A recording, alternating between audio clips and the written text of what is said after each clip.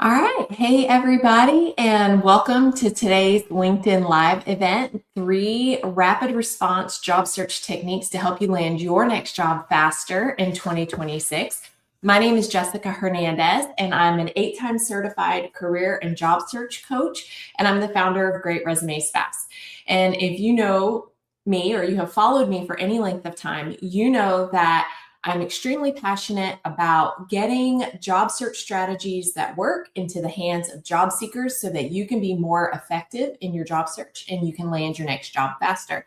And so, what I have put together for today is so important. I've spent the past 6 months talking to job seekers, working with job seekers, digging into the research to find out what are the most challenging and frustrating aspects of job searching, and then how can we overcome those. And so when I started digging into the data and the research from many different sources, I found where hiring is actually happening right now in this job market, which methods, techniques, and strategies are working, which are delivering the highest conversion rates from application to interview and application to hire, and then which sources make up the most hires, where the most hires are coming from right now, and how you can leverage those sources. And so that's what I'm going to be talking about in today's LinkedIn Live. So take a minute, add to the comments, let us know where you're from, what type of role you're looking at, what industry you're looking at, so that others that are on this live can help you and you can help each other. And then also, if you find someone that's in your industry that might be a great connection, please send them a connection request. LinkedIn is all about leveraging our network, making connections, building community. And so I want you to use this as an opportunity to do that, as we're also here to learn about what job search strategies and techniques are working in the market today. All right. So I kind of want to start with a little bit of a story. For those of you who follow me, you've heard me share this before, but during my husband's last job search, one of the very first applications that he submitted was to his top target company. And that application took him 2 hours to complete. 2 hours. And I thought to myself, if one application takes a job seeker 2 hours to fill out, for one, applying online, it would be a full-time job. It would take you full-time hours just to submit the applications. And that doesn't even include all of the extra things that go along with the job search that you need to be doing to be effective. So we didn't leave that one application up to chance. We did a lot of other strategies along with that application. And we did what I like to call a success sandwich. And so he applied to the job, but we applied to that job with a customized resume and cover letter. And we found who the hiring manager was and who he would report to in that role. And then we leveraged those things on the before the application side and the after the application side to make sure that that application was successful. And as many of you know, he landed the interview at day 7, the offer at day 12, and he started at day 19. And he's not the only one. I've had 2 other job seekers in the last month who've come to me with similar stories, clients of mine. One of them is Lisa. We worked on her resume and cover letter. She went through my course.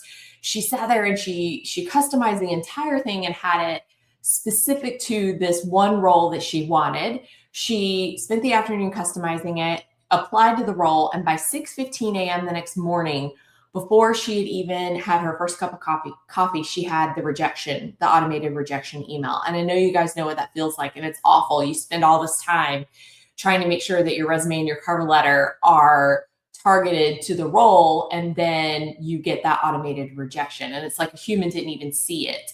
And then what she did was she reached out to a contact that she had inside of the company, and she just simply said, would you be so kind as to pass my resume along to the hiring manager? And her contact said, yeah, absolutely.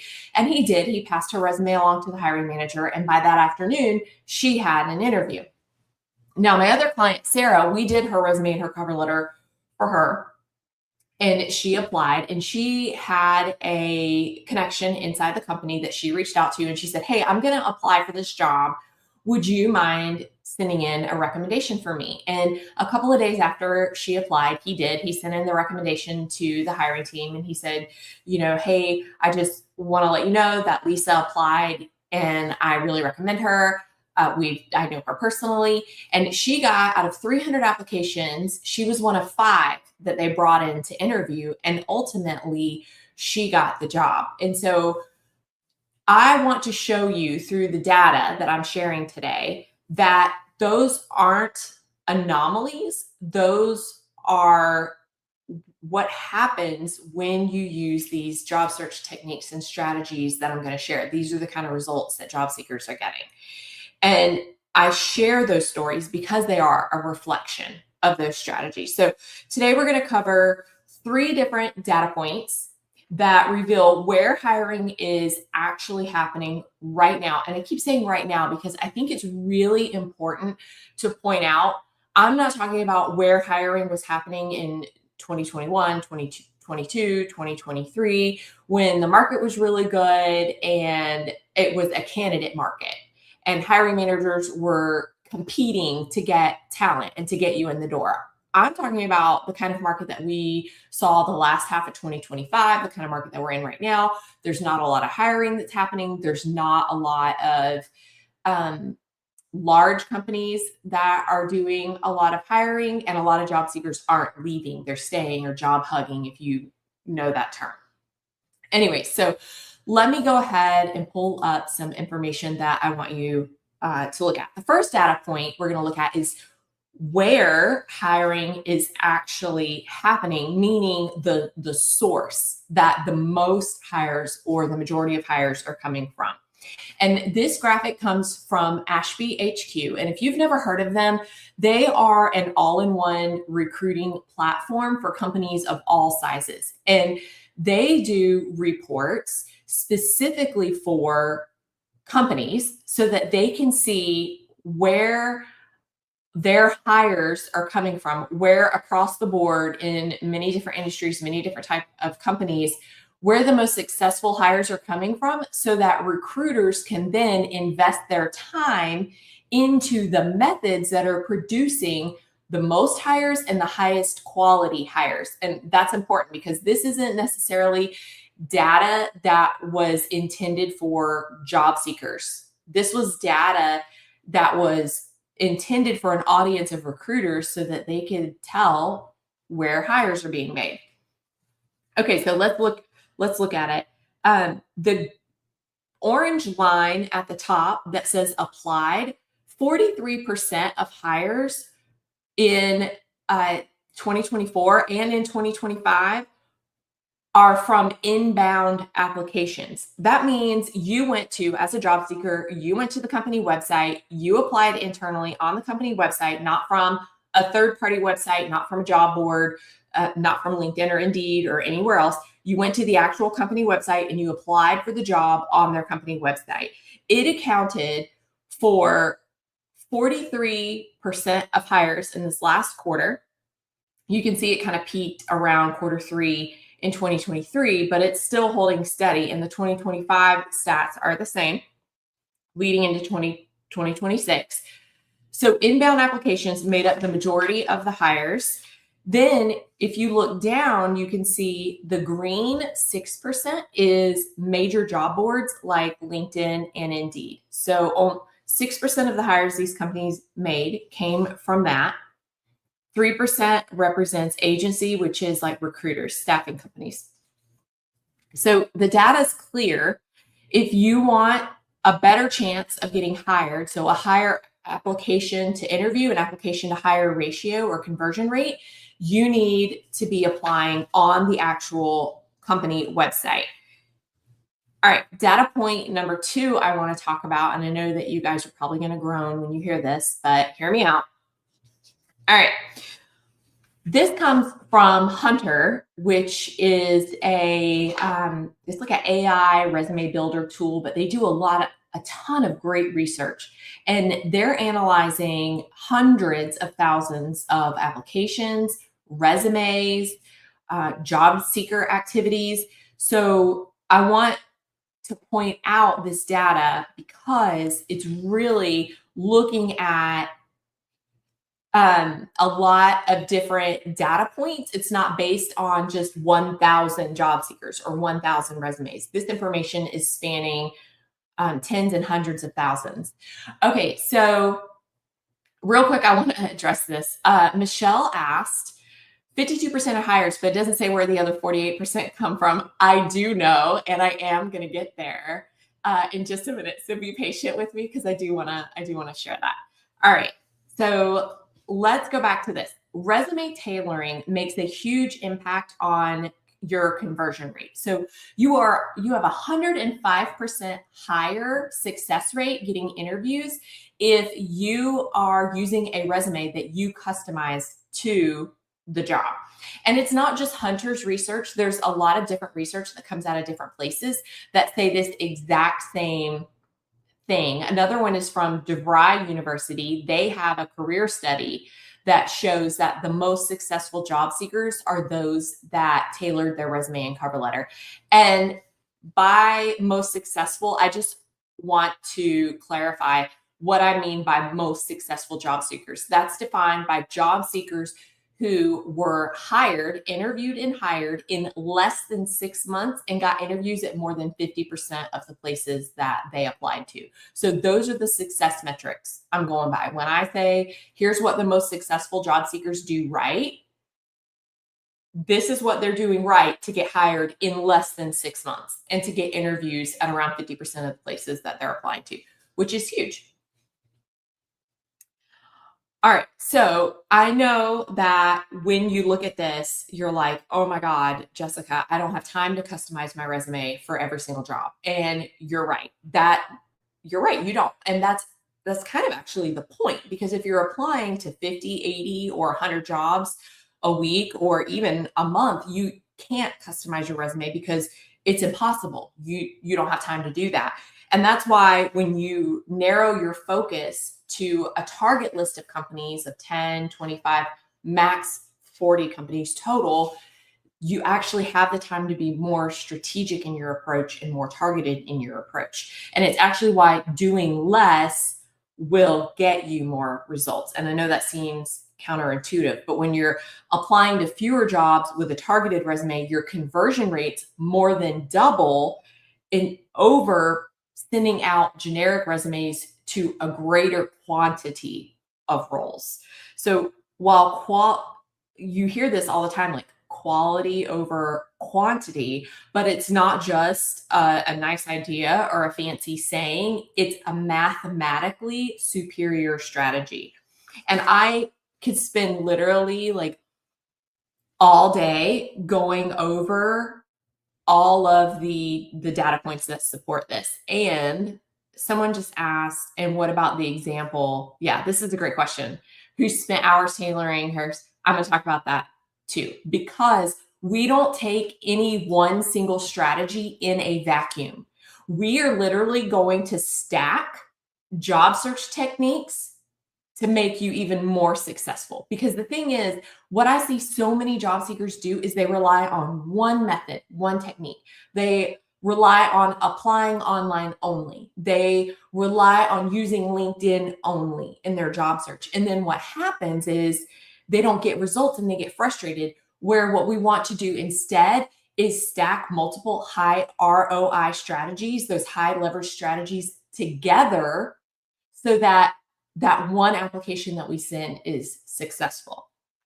And so that's what I'm hoping to get to. So hang in there with me. Please don't get frustrated at some of these data points. All right. One more thing I want to show you, and this is awesome. Okay. So this is from 2024 from Aaron Employee Referral Group, but actually they did another round of research, and most of this still applies to all the way up to the end of 2025, beginning of 2026. I just personally like this graphic because it speaks to what I want to share with you as a job seeker, so you can see the importance of employee referrals. There are so many different surveys and studies and different research out there that shows that you are so much more likely to get hired if you have an employer referral. coming from multiple different sources, but I just think this one really hits home. You are 5 times more likely to be hired if you have a referral. And something else that I think is interesting too, there was a recruiter who did research on this a few years ago that said the majority of people, even if they have a referral, do not mention that they have a referral. Yet you are 5 times more likely to be hired if you have it, but that only works if you mention that you have it, if you mention that you were referred. And so we're going to talk about that in a minute. But something else, to keep in mind, I just want to put this in perspective. If you and 4 other equally qualified candidates apply to the same job or are interviewing for the same job, and one of you has a referral, that one that has the referral is 5 times more likely to get the offer over the rest of you. And so my client, Sarah, her story that I was sharing with you illustrates that point, that if you have the referral and you're in that group of 5 that's getting interviewed, you're 5 times more likely to get hired. 1 out of 8 referred candidates gets hired. Referrals stay 35% longer than other hires. 45% of hires from employer referrals will stay 4+ years, as opposed to a hire from a job board, which only stays 2+ years. And 82% of employers rated employer referrals as generating the best ROI in recruiting. Well, Jessica, why do we care about those employee stats on referrals? We care because companies care, because companies are looking at that and saying, this is why we have an employee referral program. This is why 84% of companies have employee referral programs, because they know that referrals are going to stay longer. They're going to cost less. They're going to produce more. There's studies out there that show that referred clients are better culture fits. They make more money for the company. They save the company more money. Where is it? Oh, employee referrals hires can save over $7,500 per hire to the company. So there's just all of these amazing stats out there to support why companies want to hire referrals, why they have employee referral programs, and why employee referrals are rated as the best hires. And you'll notice, like at the bottom of the chart, even small businesses, like all companies hire from referrals. So even small businesses with less than 1,000 companies hire from referrals. And actually, small to medium-sized businesses rely on referrals. Oh, that's a tongue twister. Rely on referrals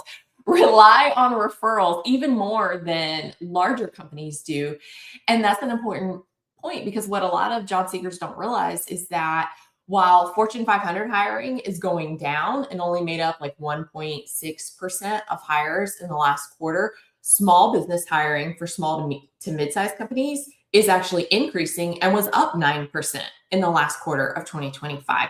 And small businesses, small to mid-size, make up 99% of the companies in the United States. And so one thing that always baffles me is when, we as job seekers, we're putting together our target company list and we're thinking about, well, what companies do I want to apply to? And who do I want to try to get in with? And we always think about these big name Fortune 500 companies because they're the ones that we see every day, or that we hear about in the news, or that we see commercials for. But we don't think about the small and mid-sized companies that are around, that are actually doing the majority of the hiring, and that have the majority of the openings, are more likely to hire us because we live in the community, or because we were referred in, or because we applied direct, because they don't necessarily have the budget to go pay hundreds of thousands of dollars in advertising, or pay thousands of dollars to post jobs on job boards, or to have a seat on LinkedIn Recruiter.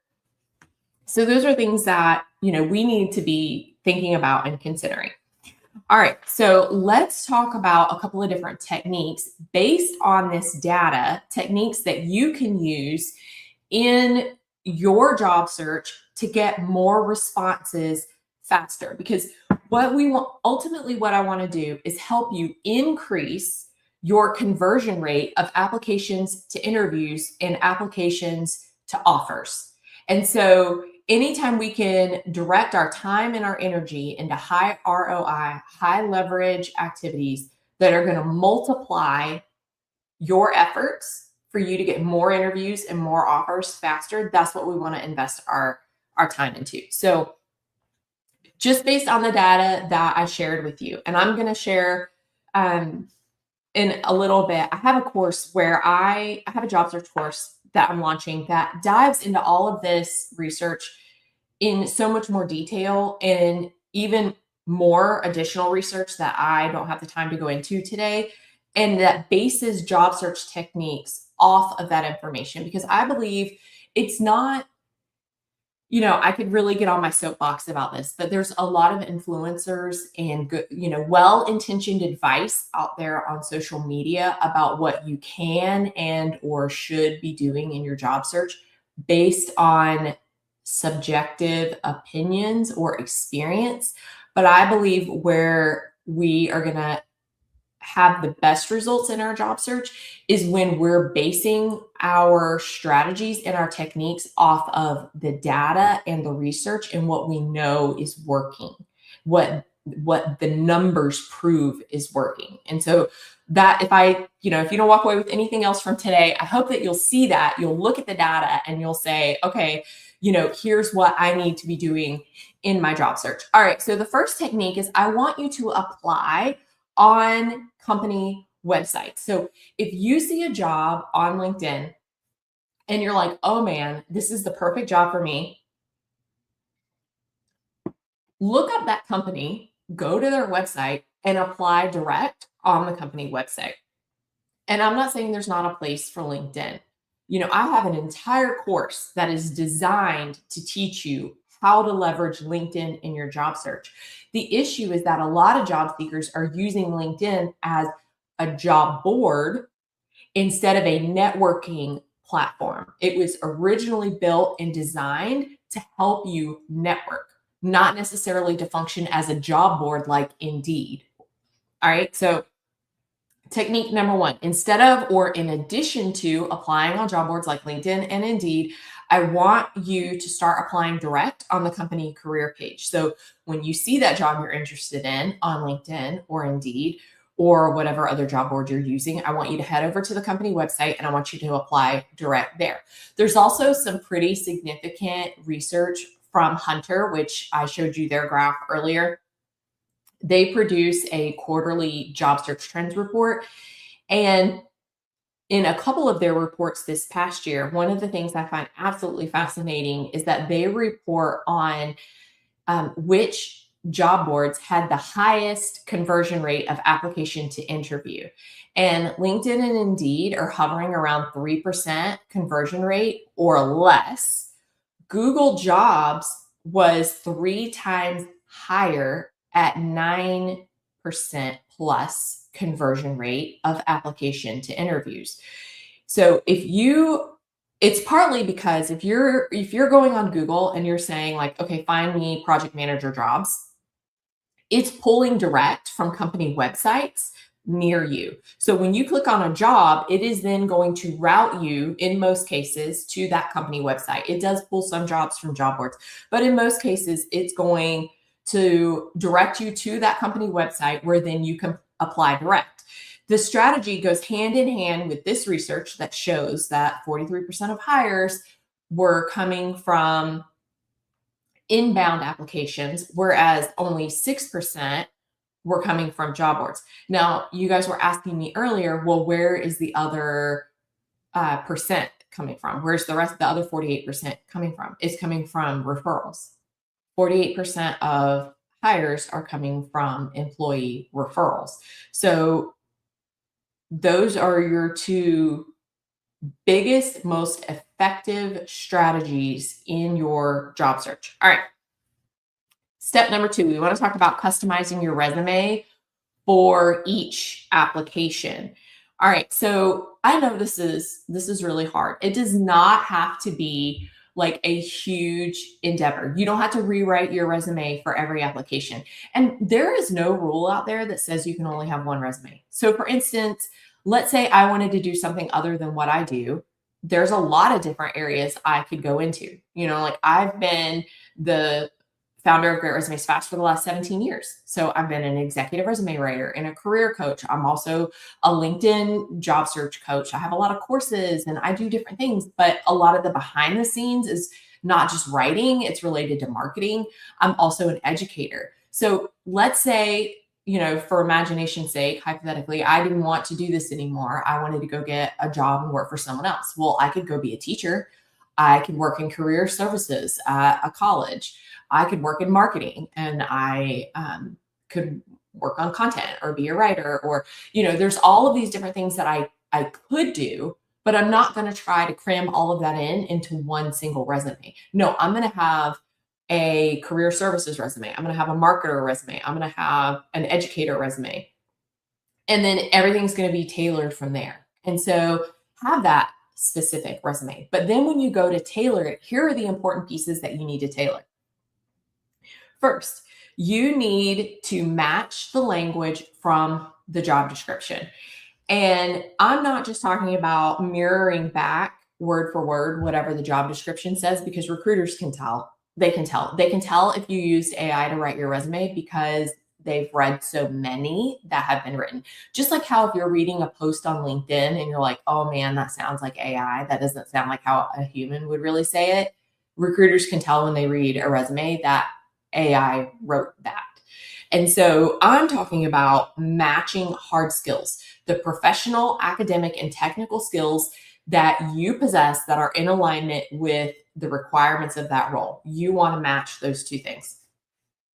The next thing is you want to prioritize resume bullets on your resume that are the most relevant. They get top priority. So let's say, going back to the project manager example, you're applying for a project management job. You want each bullet underneath each role, you want the ones related to project management to be first. And then you can put the other accomplishment bullets that maybe aren't as relevant or as important to that project manager role. They can come down lower, but you want those to be the most important. You want to pick your top 3 most significant achievements related to project management and put those in the top third of your resume. And then you want to have your target job title and a customized career summary at the top of your resume. And I will die on the hill of having your target job title at the top of your resume, because it clearly communicates to the hiring manager the role that you're applying to and that you're qualified for. If you need help customizing your resume, and this is just like a resource to help you guys, I have a free executive resume template download. A lot of you probably already have it. If you're on my email list, chances are you've already downloaded it. If you haven't and you need help customizing your resume, you can go to my website, greatresumesfast.com/resources. I have like 6 or 7 different free job search resources on the website. One of them is the executive resume template, but the reason why I want you to download that if you need help customizing is because it has content prompts through the entire template that tell you what information to put in each section of your resume so that you're able to customize your resume to that specific role. So keep that in your back pocket if you need it. If you don't and you're all set on your resume, great. But those are definitely 3 areas that I would be customizing on my resume for each job that I apply to. I'd customize the job title at the top.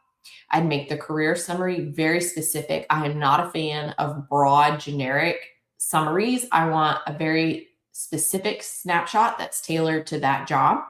Then your 3 accomplishments at the top need to be the ones most relevant to that role. And then you just want to reorder your bullet points within the resume so that those that are related, the most related to the role, get top billing and they come first. And then just cut what's not relevant. So if there's anything in your resume that is not relevant to the role, remove that. And I know that's really hard. It's one a lot of people struggle with, because you wonder, like, what if I cut out something that's important to the hiring manager? Or, hey, I'm really proud of all of this experience that I have. And I get that, you should be. However, if it's not relevant to the role, then it needs to be replaced with something that is relevant to the role. Because the thing is, hiring managers are so inundated that they don't have time to connect the dots for you between your experience and the role. Your job as the job seeker, your resume's job is to connect those dots for the hiring manager so they can see how your experience and your accomplishments are a fit for the role. So your job is to do that. And then the last one is leveraging employee referrals. Because remember, we said you're 5 times more likely to get hired if you have the employee referral. And we know that another majority of hires are actually coming from employee referrals. They're like the most effective way to get hired. Number one job search strategy. If you Google what is the number one most effective job search strategy, employee referrals. All right, but here's where people get stuck. They think, I don't know anybody at my target companies, or I'm not good at networking, or I don't want to bother people. And I get that. I am an introvert and my social circle is really small. But one thing that I have found when people think about employer referrals and networking, they just immediately start disqualifying themselves. For one, they hate the word networking. I hate the word networking. When I hear networking, I think of awkward, small talk with strangers in rooms full of strangers that I don't know. I know nothing about them. I don't know what to say, any of that. And I can just feel my anxiety like ratcheting up because that is not my idea of a good time at all. And so what I really want you to reframe and change how you think about, don't use the word networking if that's what it brings up for you. I want you to connect with the people that are closest to you, the people in your social circle, the people that you do life with on a regular basis every day. I know for me, the people that I feel closest to, those are the ones that I'm comfortable with talking to.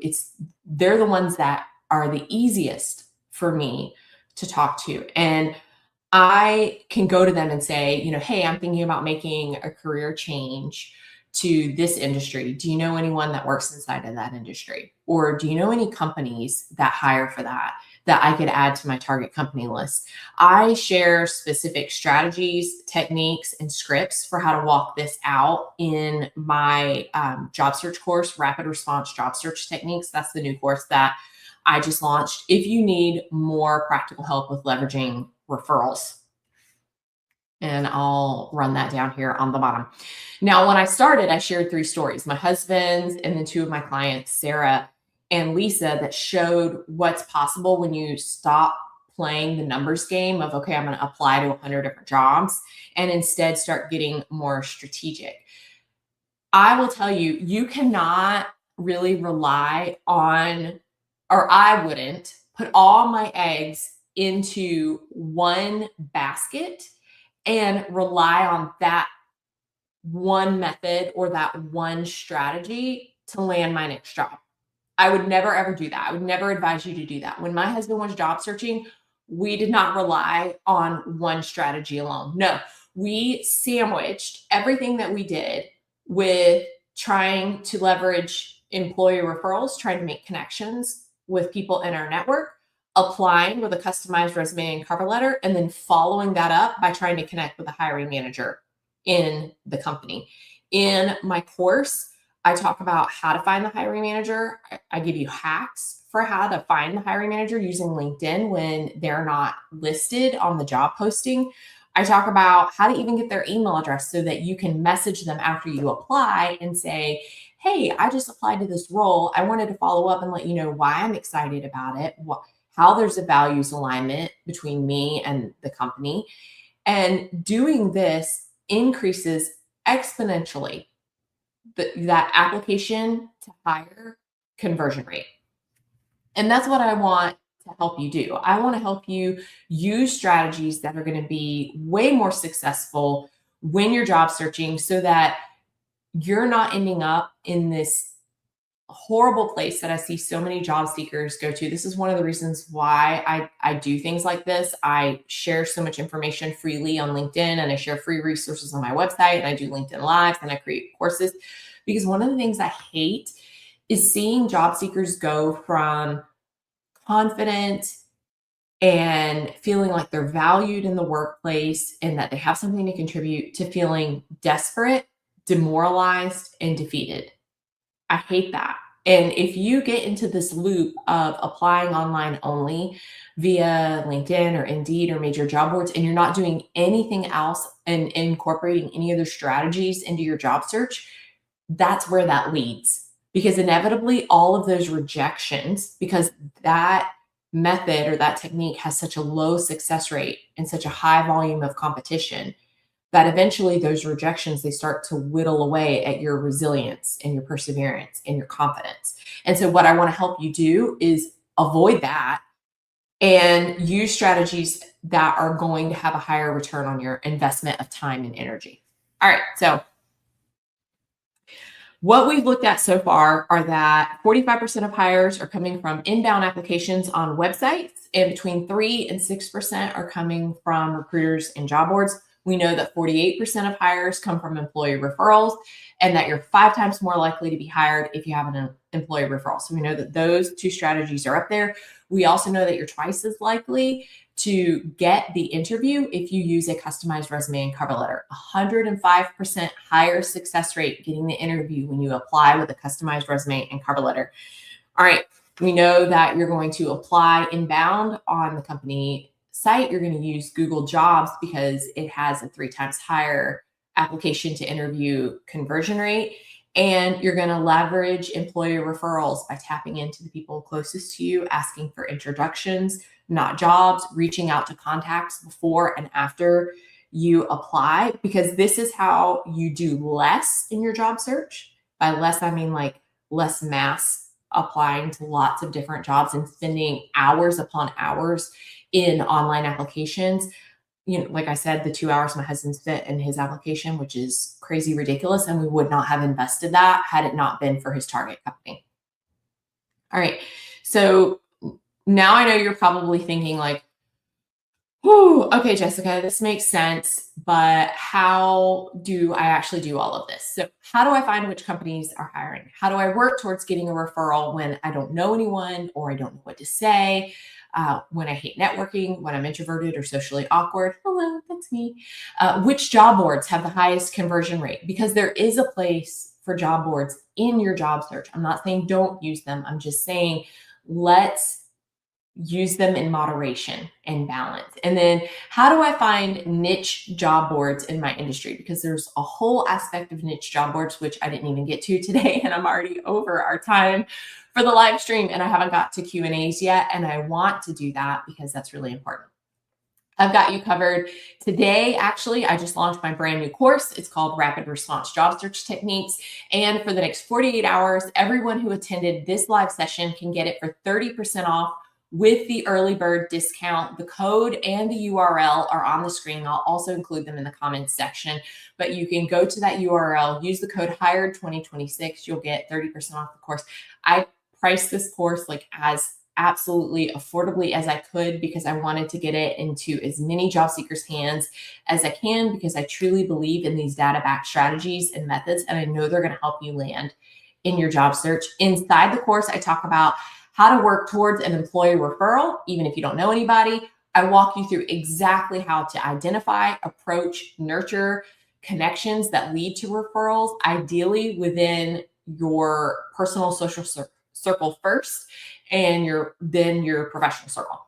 We talk about how to find which companies are hiring so you're not wasting your time applying to roles that are already filled or going into companies that are in hiring freezes, how to apply via inbound applications the right way with the outreach strategy that gets your resume actually seen by hiring managers for when ATS automatically rejects your resume.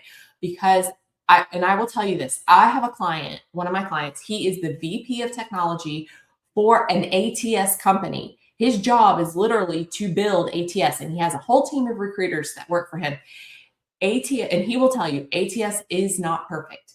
You can be perfectly qualified for the job, have a perfectly customized resume and cover letter, and it could still send you an automated rejection email. The screening questions, for whatever reason, could boot you out. It is not a perfect system. And if you rely solely on the applicant tracking system, getting your resume in front of a hiring manager's eyes, you are leaving things up to chance, and that chance is not in your favor. Okay, so that's why we want to sandwich our application with other methods and techniques. We don't just apply and move on. No, if it's one of our main target companies, and that's what we're working through, we want to be very strategic in our outreach. We're also talking about which job boards have the highest conversion rates. I mentioned Google Jobs today. There are others that will get you 14 times more likely to be hired than major job boards, plus other sources that will increase your likelihood of getting hired. The course, I designed it specifically to help job seekers get unstuck, to stop spinning their wheels and to get hired faster so they don't end up in that cycle of defeat, desperation, and demoralization. So head to greatresumesfast.com/job-search-techniques-course. The link is scrolling through the screen. I'll also drop it in the comments. You can use the early bird discount to get 30% off for the next 48 hours. All right, last request before we go to Q&A.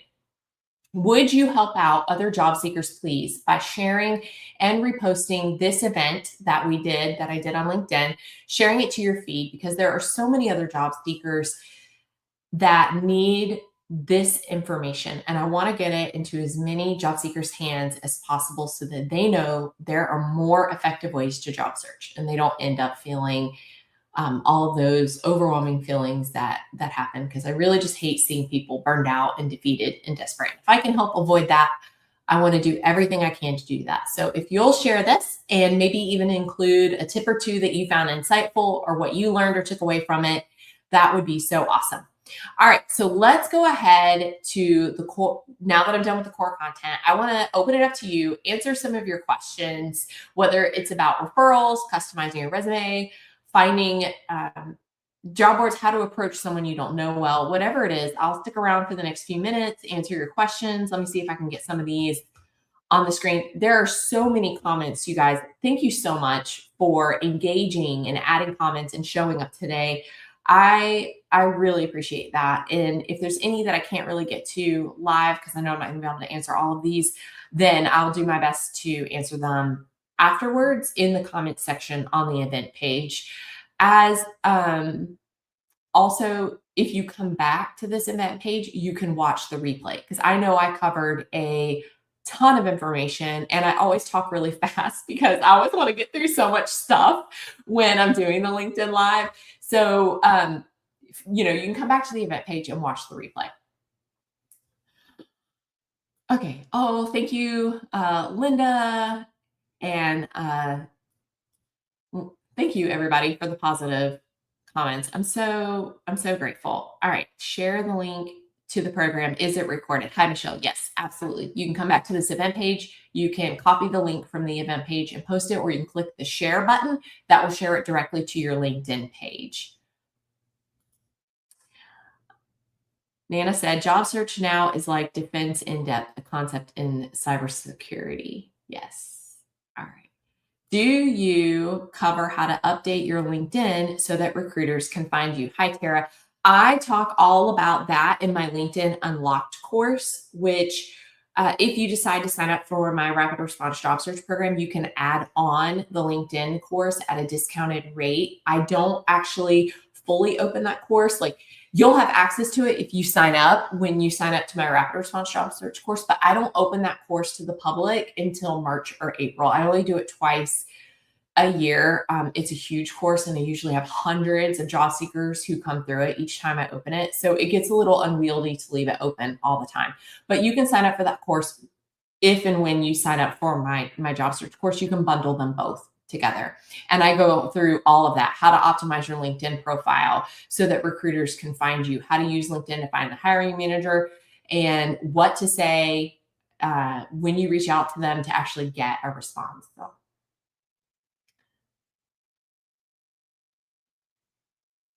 All right, let's see. Somebody said that the website is not working. So let me go check really quick and make sure that it is working.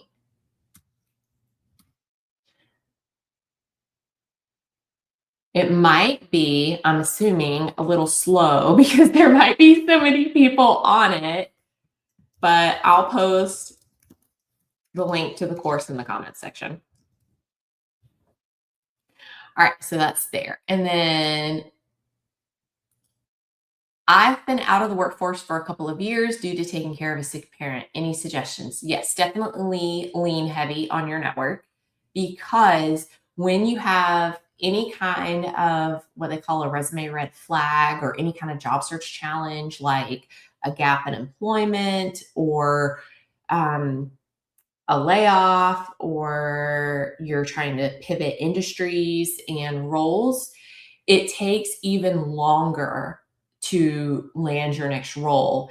And it's usually not through a traditional job search method like applying online. It's usually through leveraging your network. So reaching out to the people closest to you and asking them, hey, do you know anyone? Here's a list of my target companies. Do you know anyone inside any of these companies that you could introduce me to? Or I'm looking for or currently exploring roles in this. Do you know of anywhere that may be hiring for that? So definitely leaning on your network is going to be your number one strategy. Amy said, don't take it personally. You don't want to work for any company that ghosts you. It says more about them than it does you. Yes, definitely, definitely does not. Oh, thank you, Patricia.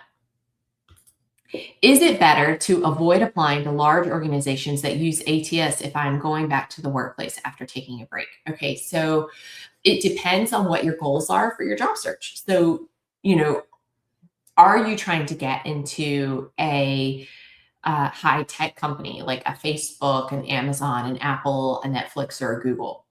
Those are all Fortune 500 companies, and your strategy has to be completely different. You will get hired faster if you target a small to medium sized or mid sized business, because right now, those businesses are struggling to find talent. They're only getting 10 to 20 applicants, maybe per job opening. The competition is exceptionally low, and they're just having a hard time filling roles. So I would say, if possible and it fits the type of role that you're targeting, definitely go for a small to mid-sized company. Thank you, Terrell. Thank you. I'm so glad. I'm so glad you feel validated in that. Why do employers take you through 2 weeks of rigorous interviewing just to ghost you? Poor communication on their part. Absolutely poor communication. When I hear stuff like that, I think someone does not like to deliver bad news. Like, it's got to be someone on the hiring end that doesn't want to be the person that says, hey, I'm sorry, we decided to go in a different direction, which, you probably dodged a bullet, because if that's how bad their communication is in the hiring stage, who knows what it's like inside the company. And I would much rather spend my time and effort directing it towards companies that are going to value me and value my time and my experience. You're so welcome. This is one of the reasons why I do events like this, because I do know that there are people that cannot afford to sign up for classes or courses or personal services or things like that. And so I really try to be very generous with the information that I share in LinkedIn Lives, the information that I share on LinkedIn, the information I share on my blog, on the resources page, greatresumesfast.com/resources. There's tons of free information on there, guides, resume templates. I have a LinkedIn optimization masterclass in there that you can use to help you optimize your LinkedIn for recruiter searches. So there's lots and lots and lots of information. All right, let's see. Ursula said, I send out kind and thoughtful follow-up LinkedIn emails to recruiters and hiring managers after I apply for jobs on company sites, and I never hear back. Any advice? Yes, try their email. So I don't know about anyone else, but my LinkedIn inbox gets unwieldy and a little hard to manage and keep up with all of the messages that I send, and it takes me a long time to get back to everyone. Email for me is a little quicker and easier to manage and organize. The other part of that is not everyone is on LinkedIn. And so if I find someone on LinkedIn that I want to email, I'm going to go look up their email address and I'm just going to email them directly, because they are much more likely to see my email than they are to see my LinkedIn message. Not everyone is active on LinkedIn every day. Not everyone's active at all on LinkedIn. I mean, some people take months off of the platform or years. They only use it when they're job searching, even if they are a hiring manager or recruiter. You can always tell whether someone's active by going to their activity on their profile and looking to see when they've commented or posted recently. If they're the type of person like me that's on LinkedIn every day, that's posting every day, then sure, you can message them and try to get a response. But you're probably going to do much better getting a response if you go via email. Yes, do not ask someone straight up for a job, build relationship and show value. Now, if you already know someone, like one of my best friends is a hairstylist. She literally knows everyone. Like she's a super extrovert and a super connector. So her and I are very close. So if let's say I wanted to be a teacher and I went to her and I said, "Hey, I think I'm going to change careers and I want to be a teacher." She might say, "Oh, you know who you should meet? You should meet so and so. Let me introduce you." Or I might say, "Hey, Evelyn, I think I'm going to change career paths. I think I want to be a teacher. Do you know if any of the schools nearby are hiring? Or do you know someone that I could talk to?" I would ask her that because I'm so close to her. Like we have a good relationship and I can ask her that. I would not cold outreach a stranger and say that. That is not where I would start. The reason why networking feels icky and awkward is because people think about asking for a job from a stranger, or they're thinking about cold outreach. That's not the kind of networking I'm talking about. We can get to that point in networking, and there are strategies that you can use to leverage that. But what I'm talking about, what's much more effective, is starting with the people closest to you first and moving on from there.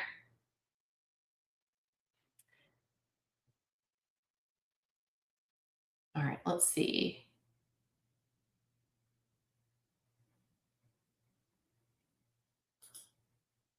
Oh, Jane, great question. So you've seen the strategy of accessing the hidden job market has diminished. You'd love to hear my perspective on why.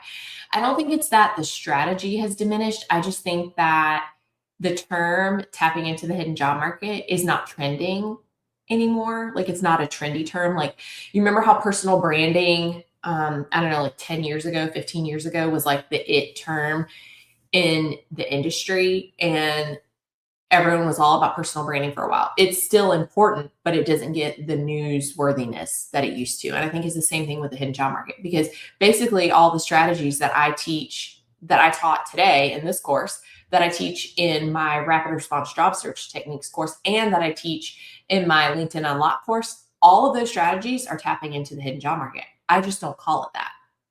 It's the same thing with networking. I don't like to use that term because people equate it to things that are hard to do, or they disqualify themselves. Whereas having conversations with people that you're already close to is technically networking, because you're building relationships and you're connecting with people. But it's people that you're already close to, that you're comfortable talking to. So it's not hard to do in the same way that we think of cold outreach to strangers as networking is hard to do. So, all right, hope that helps. All right. How many probabilities of when a recruiter finds? Okay. I'm not sure I understand this question, but I'm going to bring it up anyway and see if I can work through it. Okay. How many probabilities of being rejected when a recruiter finds many rejections over the past 1 year at a company's workday, even after tailoring the resume according to the relevant jobs? And I think what you're trying to say is you've applied via Workday ATS to the same company many different ways and gotten rejected. And you're asking, what's the probability of getting through if the recruiter sees all of those rejections? I would say, let's start trying to make connections with employees in the company who can take your resume to the hiring manager and say, "Hey, I'm recommending so and so." It's obvious that this company is really important to you. Maybe it's one of your top companies that you're interested in. I would start working on building relationships with people in the company so that they can pass your resume along. And you can just skip the line to get in the front door altogether and go around through the back door. All right, Nicholas said, my experience is that the biggest advocates on my team helping me find a role in their company or land a role in another company, if one isn't available in there, are my closest contacts, friends, and former coworkers. They checked in on me and forwarded my resume to their contacts. The same wasn't true for the random LinkedIn guy, the recruiter, the job board. You are absolutely right. And that's what I'm trying to help people see, is that it's usually the people closest to you and the people that they know. And so, one of the things I tell people who are extremely introverted or have social anxiety or social awkwardness, because hello, that's me, I've been there, is that, you really have to lean on the people closest to you, find the connectors, find the extroverts. I don't know about you guys, but I have a couple extroverted friends who've kind of adopted me over the years. They just latched on to me and we became really close friends, but they are connectors. They know everyone. And so look for the connectors, the natural connectors inside of your social circle, the people who know you well, that are always like, oh, you know who you should talk to? You should talk to so-and-so. Or have you ever met so-and-so? Let me introduce you to so-and-so. Those are your natural connectors. Those are the people that you want to reach out to and lean on. I have tried reaching out to hiring managers after applying. I heard back from one of them and still didn't get an interview. Hey, David. So this strategy is to be used in conjunction with the other strategies, not as a standalone. And messaging hiring managers, especially cold outreach to hiring managers, has only a 20 to 40% success rate or response rate. Now, that is still astronomically higher than the response rate of job boards and applying online. So it's still successful, but we have to keep in mind, you might send 10 messages and only get a response from 2 or only get 2 interviews. But if you apply to 100 jobs, you might get 1 interview. And so it's worth the time and the effort. And I would say that it might be the messaging. We might need to tweak the messaging. What are we saying in the messages? Are we showing an alignment of values? Are we expressing why we're excited about the role? Are we connecting the dots for the hiring manager? Because it's not just that we message them, it's what we said in our message. Were we strategic? Did we make it about them? Did we show what's in it for them in that message? So that's one of the reasons why I include message templates inside of the course that you can customize and use as you apply to different roles, because it's so hard to recreate those messages over and over and over again from scratch. And if you have a template that you can use and then all you're doing is tweaking 1 or 2 things inside of the template as you apply, it becomes easier, quicker, and less stressful. Noelle says, I have your LinkedIn and your cover letter course. Is this a repeat of those? No, absolutely not. Brand new information, not included in either one of those courses.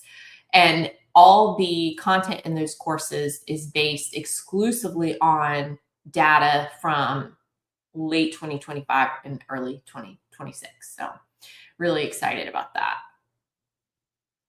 All right. Okay. Brits like me hate the thought of networking, but I've lived in the US long enough to get over that. Oh, thank you, Leslie, for sharing that. I appreciate that. I am not a Brit, but I am very introverted. And my husband took me to a award thing. It was like an award banquet for his work one time. It was this past year. He took me to this award banquet. And you know how they do the appetizers before the show? And I was standing in this room full of strangers, and I thought, oh my God, I hate this. This is my worst nightmare come true. I'm literally standing in a room full of people I don't know, and I have no idea what to say. And then the next night, I was in the bleachers at my son's school soccer game, surrounded by my soccer mom friends, and I was so in my element. And I thought, if I was job searching, this is where I would job search. I would talk to the people around me that I am comfortable with, where I am in my element. I would not be trying to talk to all of those strangers in that banquet hall. And it's not that you can't. There are extroverts who would rock that room. My husband is one of them. He is a super connector. He's a super extrovert. He can talk to someone for 30 seconds and get their entire life story. and connect them with 5 other people. He is excellent at that, but that is not me. That's not who I am, and that's not what I'm comfortable with. So what I want to do is give people strategies that work within their comfort level and within their strengths. Because if you're comfortable with them and if they come easier to you, then you're more likely to do them and be more successful. It doesn't help a job seeker if I give them strategies that they are going to feel miserable employing and then therefore are not going to use them because they feel miserable using them, or they feel stressed out, or full of anxiety. And so my goal is to give you tools and strategies that you can use that make you comfortable anyway. That's like a whole other thing. Oh, okay. Last question. I'm going to answer this one because it's really important. So, are most hiring managers HR staff, or do they work directly on the team hiring for the role? So, I would call someone who does not work on the team a decision maker. So, someone that doesn't work on the hiring staff, I would say. So, you have HR and hiring managers, which are typically your HR, talent acquisition, recruiters type. Then you have decision makers. And decision makers are basically the people that you would report to if you were in that role. And so those are 2 different types of people, and you can reach out to both. And a lot of times you'll be more effective if you reach out to the decision maker because they're less inundated with applicants and candidates. And I show you a hack inside my course for how to find the decision maker and reach out to them inside the rapid response job search techniques course. All right. So that is a lot of information. I went way over the 30 minutes. So we had an hour together. I have really enjoyed it. Thank you so much for the time today. I hope you learned something new. Please, please, please share this with other job seekers on LinkedIn so that they can get these techniques and strategies to use in their job search. Check out my course if you haven't already. If it's not for you, please share it with your network, with other job seekers, because I really want to see more people leveraging high ROI strategies that are going to get them hired faster so that they're not ending up in this horrible cycle of defeat and overwhelm and desperation. So thank you so much for your time today. I really enjoyed it. I appreciate you, and I will see you guys next time. Have a great day.